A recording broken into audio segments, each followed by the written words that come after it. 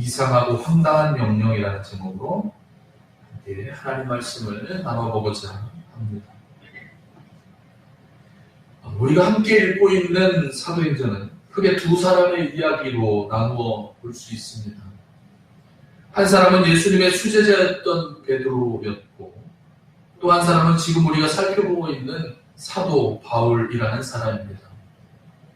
또한 사도 바울의 이야기는 3번에 걸친 전도의 이야기가 대부분을 이루고 있습니다.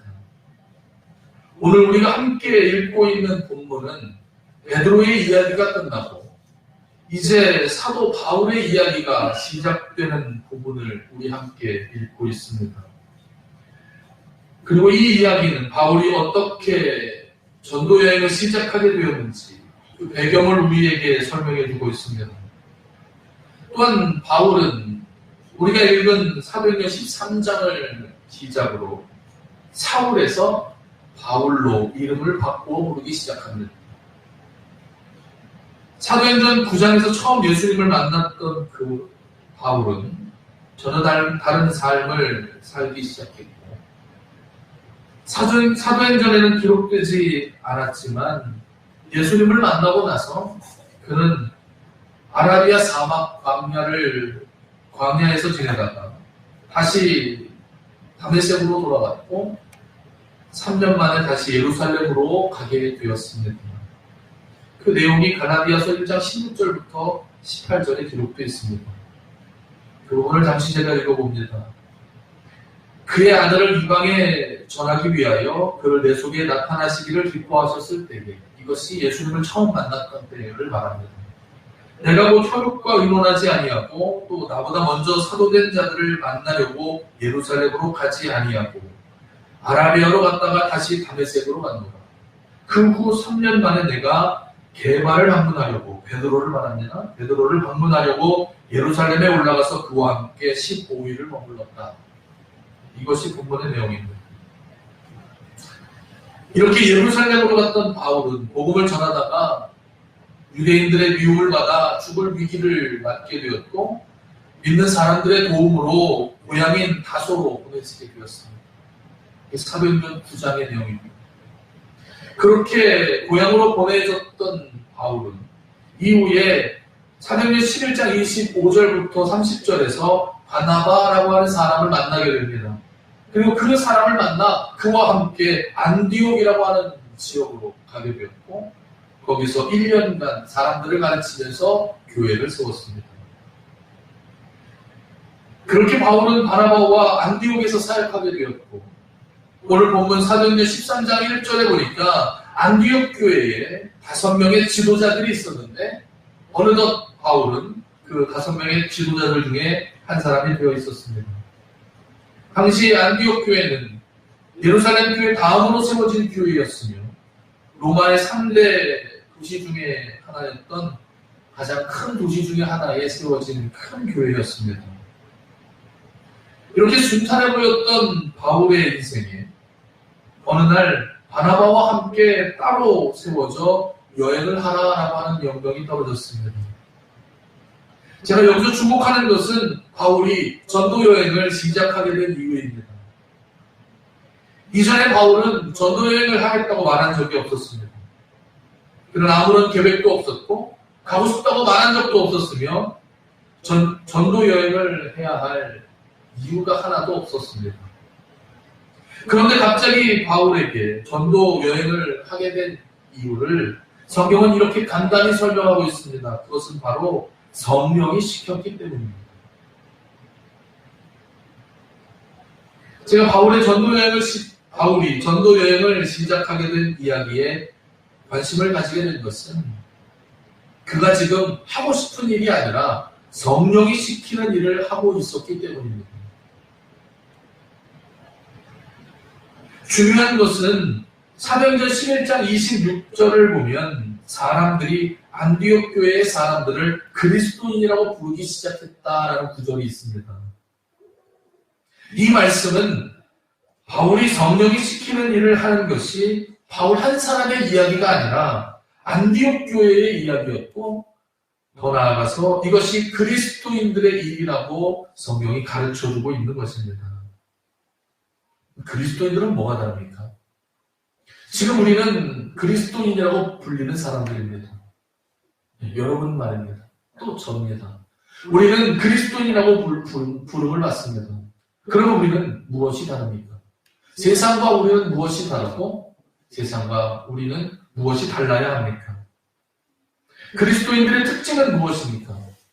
교회 다니면 그리스도인입니까? 성경을 알면 그리스도인입니까? 예수님을 믿으면 그리스도인입니까? 여러분이 생각하는 그리스도인은 어떤 사람입니까?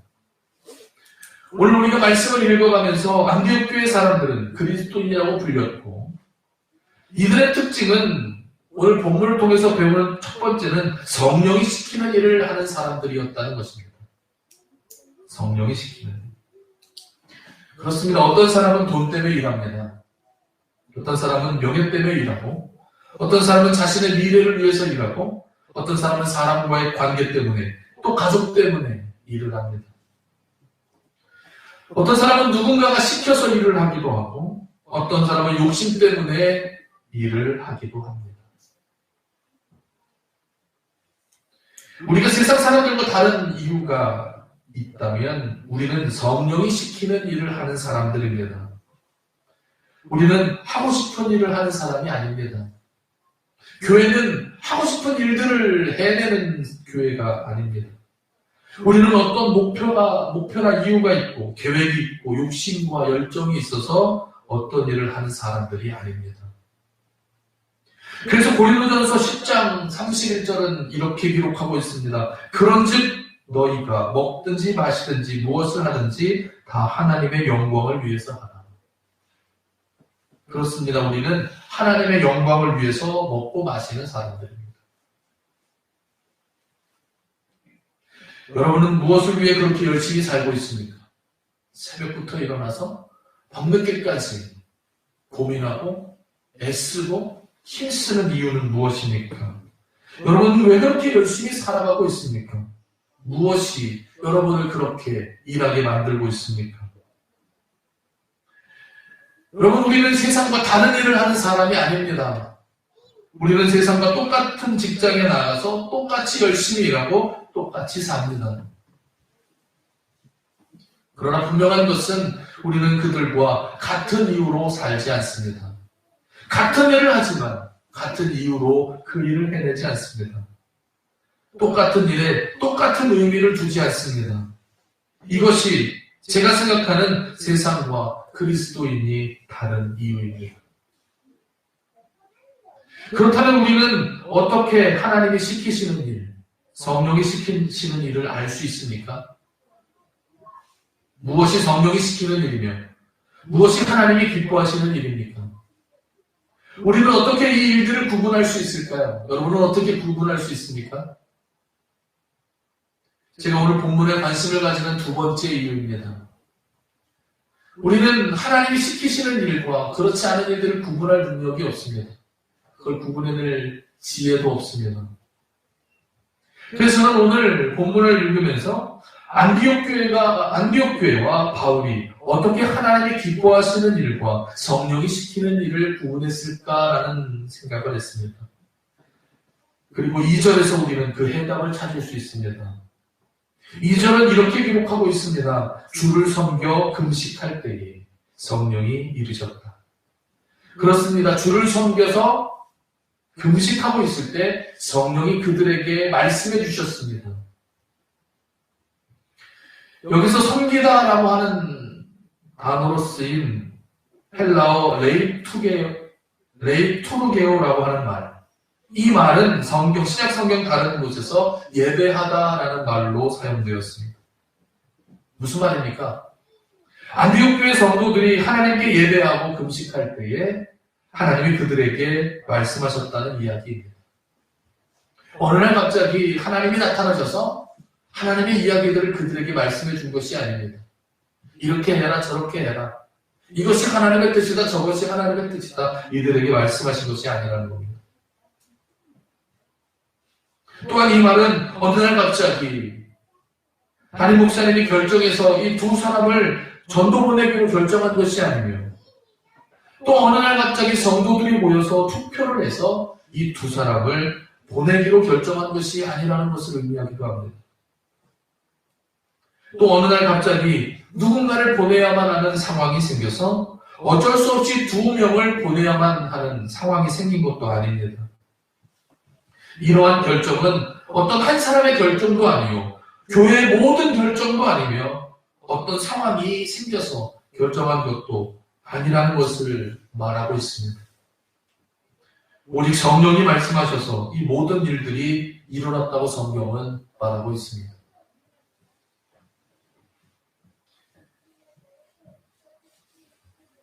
이러한 일들을 통해서 우리가 하나님이 기뻐하시는 일, 성령이 시키시는 일을 하기 위해서 무엇을 해야 할지를 말해주고 있습니다. 그것은 예배하고 금식하며 하나님의 말씀에 귀를 기울이는 것입니다. 안디옥 교회는 예배하며 금식하다가 성령이 말씀하시는 것을 들었습니다. 그리고 그 명령을 따라 바울과 바나바를 따로 세우기로 결정했고 그들을 전도 여행을 떠나보냈습니다. 성경은 한 줄 쉽게 이야기하고 있지만 저는 상상해봅니다. 이것이 쉽지 않은 결정이었을 것이다. 그러나 이 쉽지 않은 결정을 이들은 하나님의 말씀에 순종하고 바나바와 바울 역시도 그 말씀에 순종하며 그것들을 따랐습니다. 그런데 여기에 이상한 것 하나가 있습니다. 바로 우리가 읽은 3절입니다. 이들은 성령이 말씀하시는 것을 듣고 명령을 받았음에도 불구하고 3절에 보면 금식하며 기도했다라고 기록하고 있습니다. 왜 이들은 하나님의 말씀을 듣고도 금식하며 기도했을까? 제가 또 쓸데없는 상상을 하는 겁니다. 여러분, 우리는 하나님의 뜻을 분별하기가 어려워서 그렇지 하나님의 뜻이라고 믿으면 곧바로 순종하는 사람들 아닙니까? 저만 그렇습니까?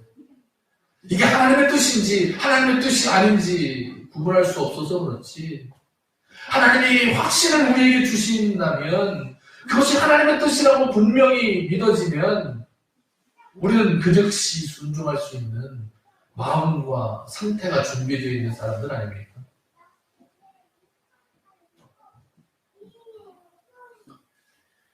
그런데 지금 이들은 곧바로 순종하는 것이 아니라 뭐 하고 있습니까? 금식하며 기도하고 있습니다.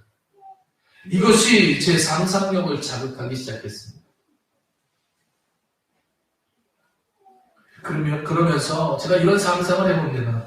이들은 하나님의 명령을 듣고도 금식하며 기도해야 할 만큼 이 결정을 내리기를 쉽지 않나 하고 있다는 것입니다.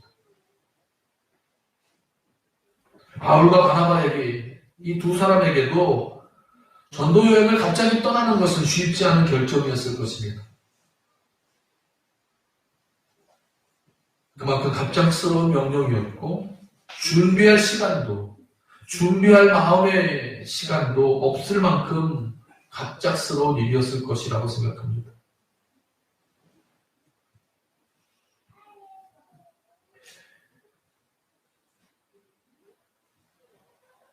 생각해보면 성경의 많은 순간, 많은 일들 속에서 하나님은 사람들에게 친절하게 설명하는 일이 별로 없습니다. 하나님은 그들의 생각을 묻지 않으시고 하나님은 그들이 결정을 내리기를 기다리지 않습니다. 얼마 전에 우리가 살펴보았던 창세기를 보면 요셉이라고 하는 사람이 나옵니다. 그 사람의 이야기가 그렇습니다. 하나님은 요셉에게 애굽의 노예로 팔려가면 어떻겠냐고 묻지 않았습니다.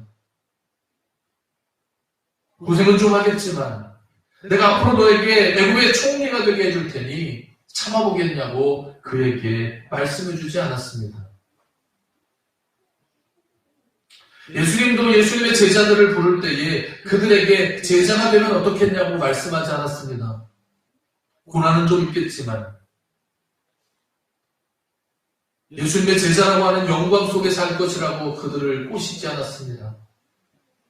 예수님은 지나가며 제자들에게 이렇게 말합니다. 나를 따라오라. 다른 말은 없었습니다. 어떻게 해주겠다도 없었고 어떻게 될 것이라는 것도 없었고 어떤 일이 일어날 거라고 한마디도 없이 예수님은 그저 제자들에게 나를 따라오라 라고 명령했을 뿐입니다. 그리고 제자들은 예수님의 그런 명령의 말씀을 따라서 모든 것을 버려두고 예수님을 따랐습니다. 오늘 우리가 읽은 본문도 마찬가지 아닙니까?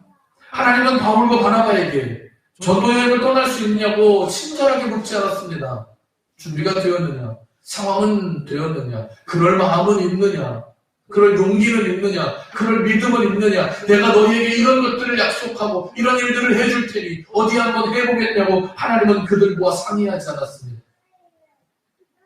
하나님은 어느 날 갑자기 이들에게 나타나서 전도 여행을 떠나라고 말씀하셨습니다. 아브라함에게 어느 날 갑자기 나타나서 집을 떠나라고 말했던 것처럼 요셉에게 한마디 상의 없이 그를 노예 삼으셨던 것처럼 하나님은 하나님의 사람들에게 상의와 동의를 얻지 않는다는 겁니다. 저는 지금도 하나님이 이런 방식으로 일하고 계신다고 믿습니다. 하나님을 믿으면 뭐가 좋냐고 말하는 사람들에게 하나님이 기뻐하시는 일, 하나님이 시키시는 일을 하면 우리는 어떤 좋은 일이 있냐고 묻는 사람들에게 하나님은 한마디도 대꾸하지 않으신다고 믿습니다.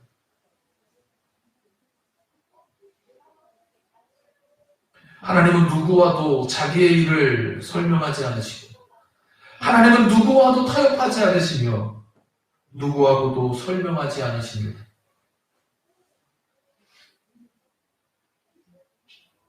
내가 이런 일들을 하면 하나님이 내게 이렇게 대해주실 거라고 착각하는 사람들 머리 꼭대기에 계십니다.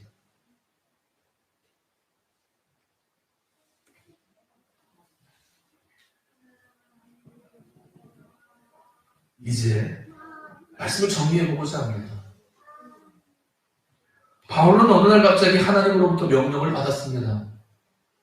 하던 일을 멈추고 전도 여행을 떠나라는 말씀이었습니다. 바울에게는 중요한 일들이 있었고 해야 할 일들이 있었습니다. 맡은 일들이 있었고 책임져야 할 것들이 있었습니다. 바울도 교회도 또 그와 함께했던 많은 사람들도 그 이야기를 듣고 당황했을 겁니다. 이 일을 어떻게 해야 하는가? 그들은 이것이 진짜 하나님의 뜻인가를 묻고 또 물었을 것이며 다른 방법은 없는지 꼭 바울이 가야만 하는지 다른 사람은 안 되는지 하나님께 묻고 또 물었을지도 모릅니다. 저는 오늘 말씀을 읽으면서 우리도 바울같이 이런 황당한 하나님의 명령 앞에 서야 될 때가 있을 거라고 생각합니다. 때로는 무책임해 보이고 때로는 계획성이 없어 보이며 어떤 설명도 없이 느닷없이 주어지는 하나님의 명령이 있을 거라고 생각합니다. 그래서 저는 바울의 이 이야기를 통해서 무언가를 배워보고자 합니다. 본문을 통해서 우리가 배우는 첫 번째는 이런 이상하고 황당한 명령이 우리를 그리스도인답게 만든다는 것입니다. 바울과 안디옥교의 모든 사람들은 하나님의 이런 황당한 명령을 통해 세상과 그리스도인이 무엇이 다른지를 증명하기 시작했습니다. 그들의 선택은 무엇이 다르며 그들의 생각은 무엇이 다르고 그들의 삶은 무엇이 다른지를 보여주게 되었습니다. 이것이 모두가 다 이 이상하고 황당한 명령으로부터 시작되었습니다. 그렇습니다. 저는 우리가 하나님의 이런 말도 안 되는 이상하고 황당한 명령에 서야 한다고 생각합니다. 그리스도인이라면 한 번쯤은 반드시 경험해 보아야 하는 문제라고 생각합니다. 이해할 수도 없고 용납할 수도 없습니다. 왜 이런 일을 이런 식으로 해결하는지 도무지 이해할 수 없는 하나님의 말도 안 되는 명령 앞에 서야 한다고 생각합니다. 하나님의 답답함을 경험하고 하나님의 불친절함을 경험해야 한다고 생각합니다. 왜냐하면 이것이 우리를 그리스도인답게 만들기 때문에 그렇습니다. 우리는 이 이야기를 통해서 신앙은 머리로 하는 것이 아니라 믿음으로 하는 것임을 깨달을 수 있기 때문입니다. 그래서 여러분에게 주어지는 이번 한 주간 세상과 무엇이 다른지를 배우는 시간이 되기를 바랍니다. 믿는 사람과 그리스도인과 세상이 무엇이 다른지를 여러분의 삶으로 살아내는 한 주가 되기를 바랍니다.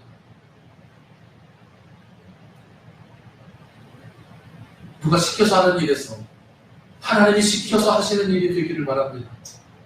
누구 때문에 하던 일들이 하나님 때문에 하는 일이 되기를 바랍니다. 무엇을 위해 하던 일, 하나님의 영광을 위해서 하는 일들로 바뀌는 한 주가 되기를 바랍니다. 그래서 그러한 일들을 통해서 그리스도인이 무엇이 다른지를 여러분의 삶으로 경험하는 한 주가 되기를 주님의 이름으로 축원합니다. 오늘 본문에 나오는 이 이상하고 황당한 명령을 통해서 우리가 배울 수 있는 두 번째는 이러한 황당하고 이상한 명령이 우리를 기도하는 사람으로 만든다는 것입니다. 예배하고 금식하던 안티옥 교회는 하나님의 이 이상한 명령을 받아들고 기도하기 시작했습니다. 이해할 수 없는 문제가 기도의 자리를 만들어 주었습니다. 저는 할 수만 있다면 여러분이 인생에서 만나는 모든 문제가 여러분의 삶의 기도의 자리로 변하기를 축원합니다. 이해할 수 없는 문제가 있습니까? 하나님이 왜 그렇게 일하시는지, 왜 내게 그렇게 대하시는지, 왜 우리 가정에, 왜 우리의 삶에 하나님이 이런 방식으로 일하시는지 도무지 이해할 수 없는 일이 여러분에게 있다면 그 문제를 가지고 하나님께 기도해 보십시오.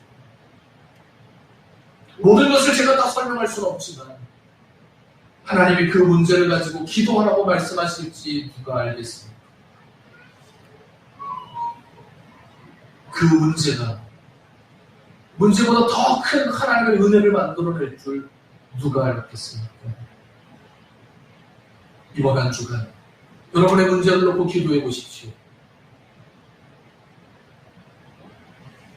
그 문제 속에 계시는 하나님을 만나고 문제의 자리가 기도의 자리로 변하는 여러분의 인생이 되시기를 주님의 이름으로 축원합니다. 하나님의 이런 이상하고 황당한 명령이 우리에게 주는 교훈 세 번째는 이런 황당하고 이상한 명령이 우리를 더 진실하게 만든다는 것입니다. 하나님은 왜 이를 이렇게 어렵게 만드실까요? 잘 설명해주고 미리 설명해주면 순종이 얼마나 쉽겠습니까? 그러나 하나님은 그렇게 일하지 않습니다. 이유가 무엇일까요? 제가 모든 하나님의 일들을 설명할 수 없지만 저는 한 가지는 분명하다고 생각합니다. 그것은 이 황당한 명령이 우리를 진실하게 만든다는 것입니다. 앞에서 제가 예화로 들었던 사람들을 한번 떠올려 보십시오. 여러분, 요셉이 총리가 미리 될 걸 알고 하나님의 말씀에 순종했다면 어떨까요? 그래, 좀만 참자. 더럽고 치사해도 참자. 총리가 된다는데 이까짓 것도 못 참느냐라고 요셉이 생각했다면 여러분 어떨까요? 아브라함이 미리 갈 걸 다 알고 어떻게 될지는 알고 아버지 집을 떠났다면 어떨까요? 그래, 떠나자. 잘 됐다. 더 좋은 곳 가겠다는데 20평짜리 아파트에서 50평짜리 아파트로 살게 해주겠다는데 그까짓 거 못 떠나냐. 라는 마음으로 아브라함이 집을 떠났다면 어떨까요? 성공하고 인기가 높아질 줄 알고 예수님을 제자들이 따랐다면 여러분은 이 제자들을 어떻게 생각하실 겁니까? 제가 생각이 이상하고 삐딱해서 그런지 저는 이런 상상을 하면 어느 정도 이 사람들에게 정이 떨어지곤 합니다. 하나님이 이들에게 차근차근 설명하고 해야 될 일들과 있어야 될 것들을 잘 설명해 주셨다면 이들이 하나님을 믿기는 쉬웠겠지만 저는 이들에게서 아무 감동도 아무 믿음도 찾아볼 수 없었을 것입니다. 그건 누구나 할 수 있고 저도 할 수 있는 일이기 때문입니다. 그리고 저는 그러한 일들이 있었다면 이들의 진심을 의심했을 겁니다. 약속 때문에 그랬다. 부자가 되려고 그런다. 명예 때문에 저렇게 산다고 그들을 손가락질했을지도 모릅니다. 돈밖에 모르는 인간, 명예밖에 모르는 인간, 그래서 뭐든지 할 수 있는 파렴치한 인간으로 그들을 해석했을지도 모릅니다. 저는 오히려 하나님의 이러한 불친절이 이들 마음속 깊이 있는 진심을 드러내겠다고 믿습니다. 이들은 하나님의 불친절을 경험하면서 많이 흔들리기도 했고 많이 시험 들기도 했으며 많이 힘든 시간들을 보내야 했고 그때마다 가슴을 치며 하나님 앞에 질문했을지 모릅니다. 하나님 제게 왜 그러십니까? 하나님의 뜻은 무엇이고 하나님의 길은 무엇입니까? 라고 수없이 질문했을지도 모릅니다. 그러나 하나님은 이들에게 끝내 대답하지 않으셨고 끝내 이들에게 설명해 주지 않으셨습니다. 그런데 우리는 수백 년, 수천 년이 지난 지금 하나님의 이 불친절한 마음을 경험한 이들 속에서 하나님을 향한 진심이 있었다는 사람들의 이야기를 듣게 됩니다. 그리고 이 이야기가 우리에게 설명이 없어서 끝까지 순종할 수 없었던 것이 아니라는 것을 알려줍니다. 그렇습니다. 하나님이 설명하지 않아서 순종하지 못한 것이 아닙니다. 하나님의 약속이 없고 보장이 없고 하나님의 축복이 없어서 하나님을 따라갈 수 없던 것이 아닙니다. 믿음이 없기 때문이었습니다.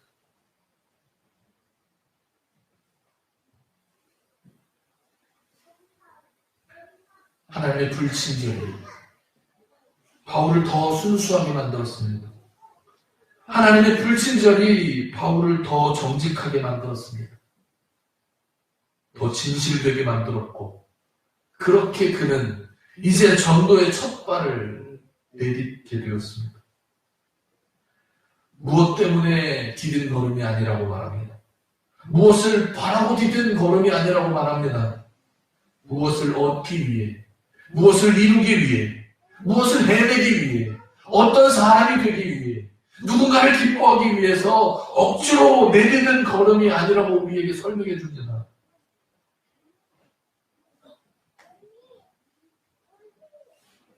저는 여러분에게 이런 하나님의 불친절이 경험되기를 바랍니다. 아무리 기도해도 대답하지 않으시는 하나님, 아무리 기도해도 설명해 주지 않으시는 하나님, 내게 왜 그러시냐고 목소리 높여 외쳐도 한마디 대꾸하지 않는 하나님을 경험하는 한 주가 되기를 바랍니다.